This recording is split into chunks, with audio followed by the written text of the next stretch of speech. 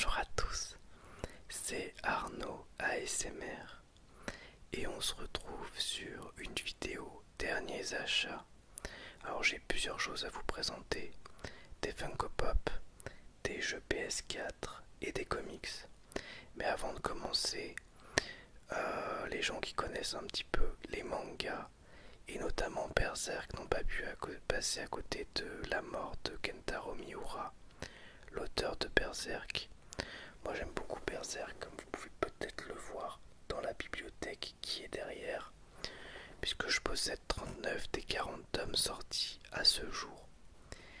Et bref, bon, ça m'a beaucoup attristé et je voulais faire une vidéo spécifique, mais je sais pas trop quoi faire. Donc je vais peut-être, je sais pas encore, faire une lecture du chapitre 1 du tome 1, mais j'en ai pas encore la certitude. Sachez en tout cas que j'ai déjà fait 2 vidéos sur Berserk. Il y en a une qui est spécifique il y a 5 ans quand j'ai découvert l'anime sur le coffret DVD. Et la deuxième c'est une vidéo sur... alors c'était le Glénat Manga News numéro 1. Glénat Manga News qui est un magazine promotionnel qui est sorti l'année dernière. Le numéro 2 est sorti cette année, gratuit en librairie avec des extraits de manga. Et à la fin du numéro 1, il y avait une interview de Kentaro Miura. Et donc la lecture doit durer 15-20 minutes.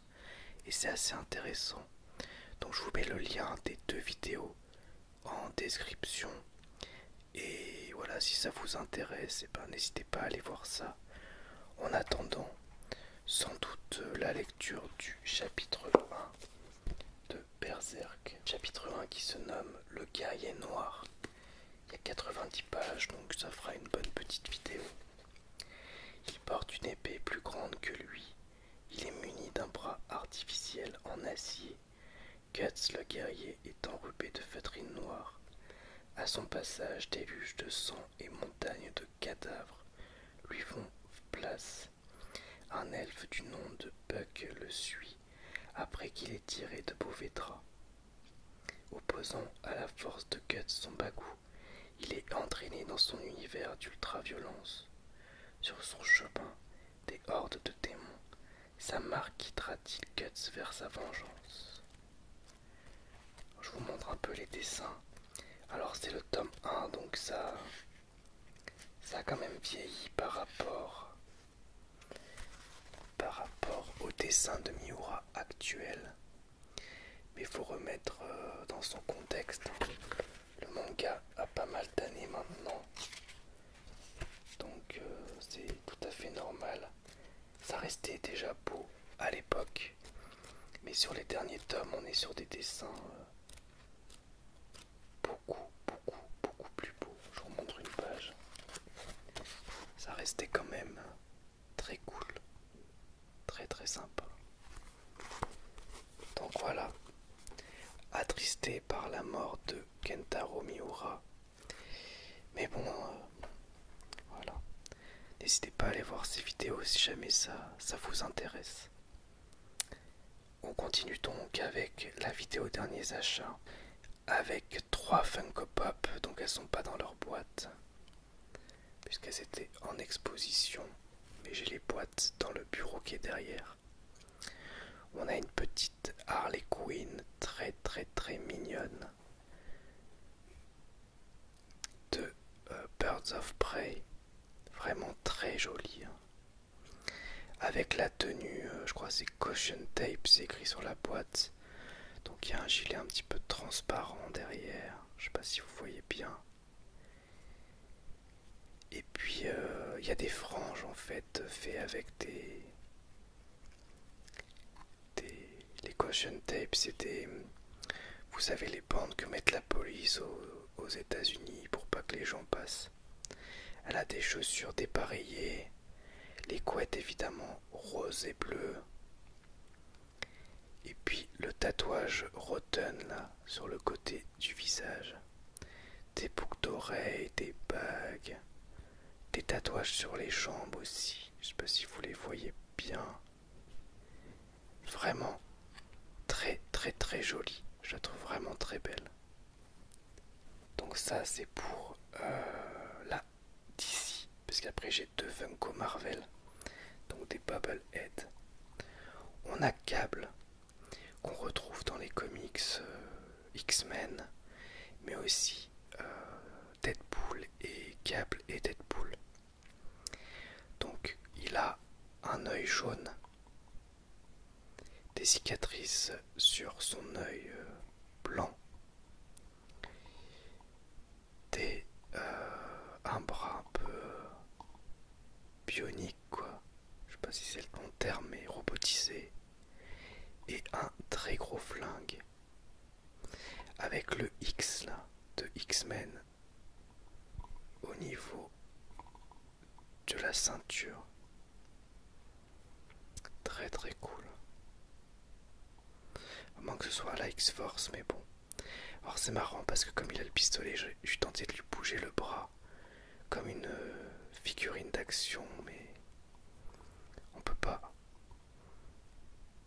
On peut pas le bouger puisque c'est une Funko, avec évidemment le ressort.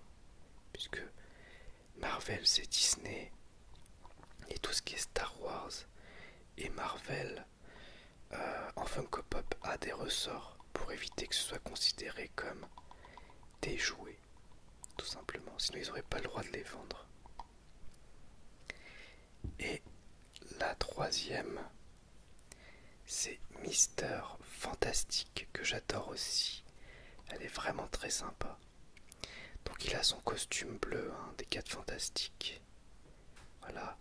Il a une pose assez cool de prêt à se battre avec des gros poings. Et on voit bien que ses bras sont en train de commencer à s'étendre. Il est pas content, il est un petit peu en colère. Grisonnant donc. C'est donc Mister Fantastique qui a le pouvoir de se rendre élastique et c'est aussi un scientifique brillant. Malheureusement, les films des 4 Fantastiques sont assez mauvais. Donc j'espère qu'on aura un jour une bonne adaptation, que ce soit en série ou en film. Peut-être un jour l'arrivée des 4 Fantastiques dans le MCU, je sais pas. Ça serait super mais bon, c'est pas nous qui décident.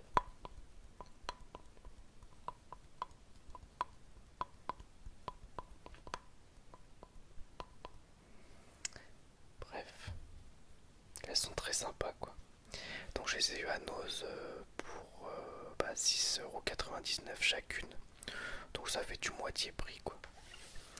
Ensuite j'ai deux jeux PS4. Resident Evil 2. Resident Evil 2. Donc le remake que j'ai acheté 11€ via le Bon Coin. Très content de le posséder. Et je vais le commencer bientôt quand j'aurai terminé Resident Evil 5 que je suis en train de refaire. Je vous ai fait une vidéo d'ailleurs dessus. Et l'autre c'est Resident Evil 4. Puisque mon but c'est de faire tous les Resident Evil. Et aussi de vous faire une vidéo sur chaque Resident Evil numéroté. J'aimerais beaucoup pouvoir faire ça. Donc je vais vous lire le dos de la boîte. Une jeune recrue de la police, une étudiante à la recherche de son frère disparu, une ville en plein chaos. Le grand classique du jeu d'horreur entièrement réinventé. Incarnez Léon S. Kennedy et Claire Redfield dans leurs campagnes respectives. Survivez dans la ville de Raccoon City complètement réinventée. Donc ce que j'ai vu du jeu, déjà je l'ai trouvé très beau. Après ça a l'air quand même de faire assez peur. Et ça a l'air aussi plutôt difficile. Mais bon, on verra. Il faut que je teste ça. Donc développé par Capcom, évidemment. Et Resident Evil 4 que je n'ai jamais fait. Étonnamment parce que c'est un très grand classique qui a été réédité sur plein de plateformes mais j'y ai jamais joué. Alors j'ai vu que le début du jeu et donc là aussi je vais vous en faire une vidéo. Mais j'ai hâte de le tester. Je pense que je le ferai après Resident Evil 2 Remake. Je sais pas encore. À moins que j'enchaîne le 4 après le 5, je sais pas, faut voir. Il paraît que c'est un très grand jeu. C'est un jeu qui est sorti à la base sur la GameCube, qui avait vachement bien marché, qui était une exclue et qui a finalement été porté sur plein de plateformes. PlayStation 2, Xbox, puis PS3, 360, oui. Et maintenant elle est sur PS4, enfin bref, sur plein de plateformes. Je crois que peut-être même sur Switch, bref. Un peu partout quoi. Un titre indispensable, l'un des jeux les mieux notés au monde. Alors qu'il enquête sur l'enlèvement de la fille du président des États-Unis, l'agent Léon S. Kennedy, donc le même que dans le 2, se retrouve dans un village de campagne envahi de monstres terrifiants. Il doit alors se battre pour découvrir la raison de ce cauchemar. Donc celui-là, il vient de Micromania. Je l'ai payé 20 € d'occasion, ce qui est le même prix que la version numérique sur le PlayStation Store. Donc moi je l'ai en physique. Ensuite, on a un comics. Il s'agit du Trésor de Marvel numéro 2 sur l'année 1973. Donc je vous avais déjà présenté le numéro 1. Et là, le numéro 2, on a Ghost Rider en couverture. Couverture vraiment magnifique. Alors à l'intérieur, je vais vous montrer un petit peu des dessins. Alors on a la première apparition du personnage de Blade, donc le même que dans les films, mais avec un look évidemment différent. On a aussi une histoire de Ghost Rider.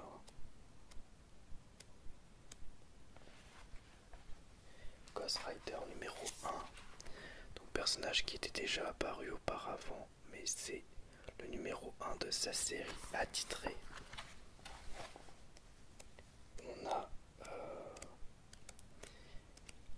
les Defenders et les Avengers avec notamment un combat entre Hulk et Thor. Très sympa. Bon, c'est old school, hein, forcément c'est années 70. Et moi j'aime beaucoup les vieux comics. Même si des fois il y a un peu trop de détails et tout, mais bon. Quand je parle de détails, je veux dire au niveau du texte des fois. Et on a la première apparition de Thanos dans un épisode de Iron Man, avec ici Drax le Destructeur, qui est différent du Drax que l'on connaît dans Les Gardiens de la Galaxie.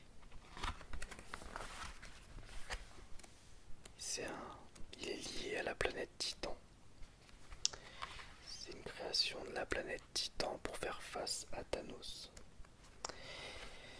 Et la mort de Gwen Stacy avec la vengeance entre guillemets de Spider-Man contre le bouffon vert. Et donc la mort de Gwen Stacy, je vais vous montrer ça,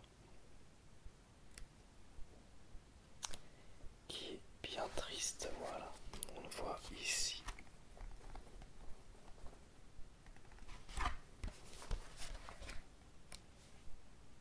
Là aussi, voilà.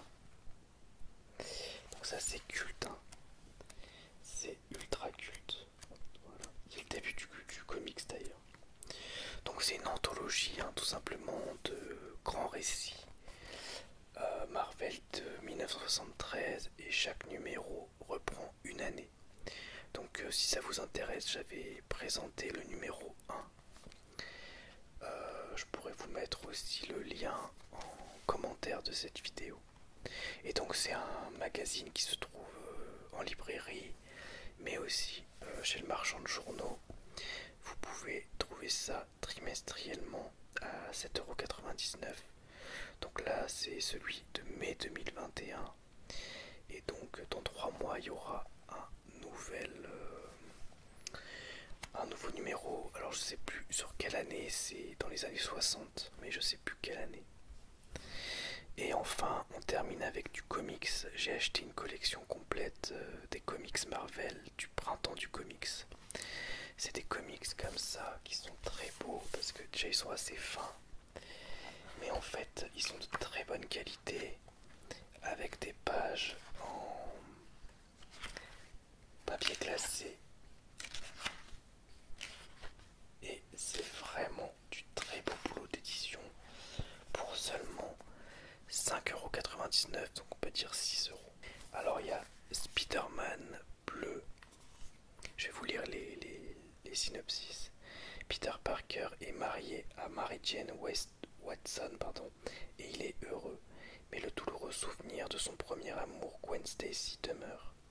À l'occasion de la Saint-Valentin, Peter se remémore son combat contre le bouffon vert qui a coûté la vie à sa bien-aimée.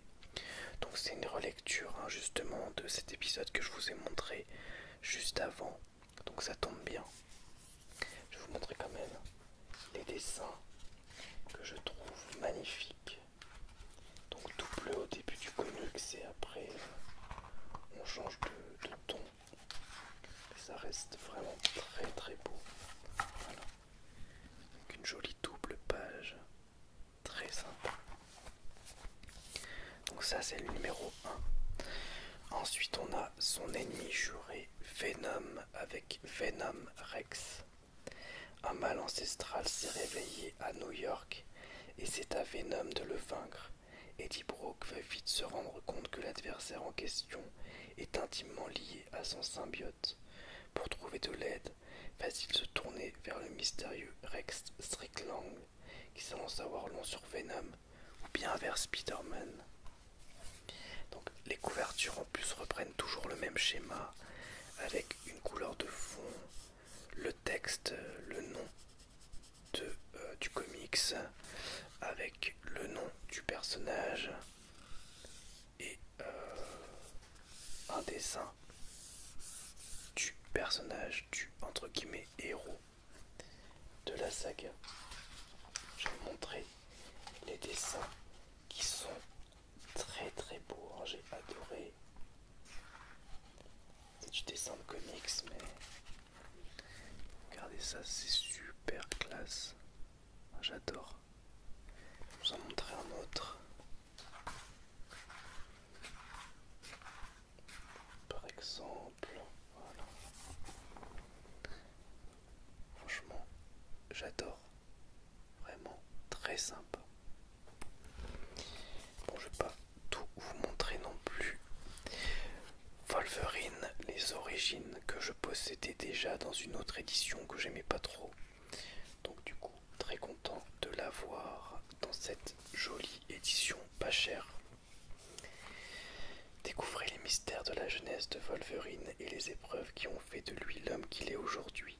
Direction la riche plantation des Howlett dans le Canada du 19e siècle. Vous y rencontrerez Cabot Logan, Rose et James Howlett, 3 enfants dont la vie est sur le point de changer à jamais. Ok. Ensuite on a Thor, la déesse du tonnerre. Thor, le fils d'Odin, n'est plus digne de soulever le marteau mystique Mjolnir. En revanche, une femme a réussi à le faire, puisque quiconque brandit ce marteau, s'il en est digne, recevra le pouvoir de Thor. Le monde a désormais une déesse du tonnerre. Qui est donc la nouvelle Thor? Pourra-t-elle compter sur le soutien du fils d'Odin?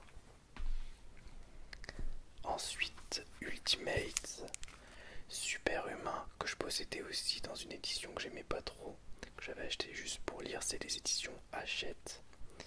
Dans un monde où les menaces sont toujours plus globales et incommensurables, le gouvernement américain veut se doter d'une force de frappe tout aussi extraordinaire. Nick Fury et le Shield sont chargés de réunir des personnages hors du commun pour former une équipe de super-héros comme le monde n'en a jamais vu. Captain America, Giant Man, la Cape, Iron Man, Thor deviennent les Ultimates. Voilà, je dessin. Voilà, un dessin du Captain America pendant la guerre. Très sympa. Ensuite, Thanos avec Thanos gagne. Thanos est emporté dans un lointain futur par un héros de Galactus. Là, il rencontre celui qui a gagné tous les combats et qui domine désormais l'univers. Le titan fou Thanos lui-même, plus puissant que jamais. Mais le vieux seigneur a besoin de quelque chose que seul son homologue du passé peut lui apporter. Pas encore lu, mais ça a l'air très très cool. Immortal Hulk que j'ai beaucoup aimé. Bruce Banner pensait être l'incroyable Hulk, mais il y a peu il est arrivé à une autre conclusion, aux perspectives bien plus effrayantes. Il est l'immortel Hulk. À chaque fois qu'il meurt, il est voué à revenir à la vie. En outre, le colosse de Jade s'avère de plus en plus en colère. Les radiations gamma n'ont pas fini de révéler leur mystère. Donc en gros, Bruce Banner s'est fait tuer, mais il est réapparu, il a ressuscité grâce à Hulk. Et il se balade dans les États-Unis pour rendre justice face à des crimes, à des mystères, etc. Et j'adorais. Je vais vous montrer un dessin. Voilà, là Hulk il est super impressionnant, il fait flipper. J'ai vraiment beaucoup aimé.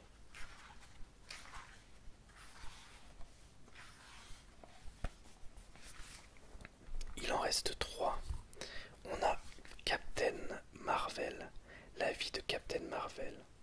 Épuisé par les combats, Captain Marvel a besoin de se ressourcer auprès des siens. Mais Carol Danvers ignore encore que cette simple pause va devenir l'une des pages les plus importantes de son histoire. La découverte de son passé va faire d'elle une cible pour un ennemi inattendu. On la voit derrière avec les cheveux courts, si vous voyez bien. Alors, petit coucou à Trooper ASMR qui m'avait envoyé un commentaire pour m'expliquer justement qu'il y avait ces comics disponibles. Bon, je les avais déjà achetés, mais c'était vachement sympa de sa part. Et n'hésitez pas à aller faire un tour sur sa chaîne parce qu'il y a plein de trucs vraiment cool, notamment sur Star Wars. Ensuite, on a Hawkeye, Ma vie est une arme, que j'avais failli m'acheter dans les éditions 100% Marvel, donc j'ai bien fait de ne pas le faire. Qui a un style graphique assez particulier, mais que moi j'aime beaucoup. Je vais vous montrer ça. Voilà. Un petit côté un peu minimaliste, mais c'est super agréable à lire. Franchement, c'est assez génial. C'est très dynamique en plus comme style et tout, j'aime beaucoup. Clint Barton, alias Hawkeye, mène une vie tranquille dans le quartier de Brooklyn. Quand il n'affronte pas les criminels et les super vilains aux côtés des Avengers. Lors de ses missions, il est aidé par l'autre Hawkeye, Kate Bishop. Ces deux archers ne possèdent aucun super pouvoir, mais ils forment un duo irrésistible. Et enfin, le dernier volume, Daredevil jaune. Comment le jeune Matt Murdock a-t-il perdu la vue, puis acquis des pouvoirs incroyables, faisant de lui le héros connu sous le nom de Daredevil? Qu'est-ce qui l'a conduit à devenir à la fois justicier et avocat? Découvrez les premiers pas de l'homme sans peur, ses premiers ennemis, ses premiers amours, dans une saga mythique. Je vais vous montrer aussi du dessin. Je ne l'ai pas encore lu. Ah bah voilà, on voit le Daredevil jaune. Très cool. Un autre dessin.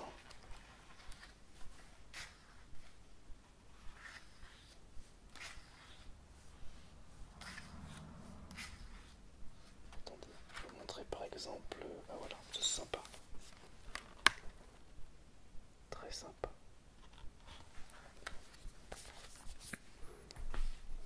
Voilà donc pour cette vidéo derniers achats. J'espère que ça vous aura plu et je vous dis à bientôt pour une nouvelle vidéo ASMR. Au revoir, merci à tous.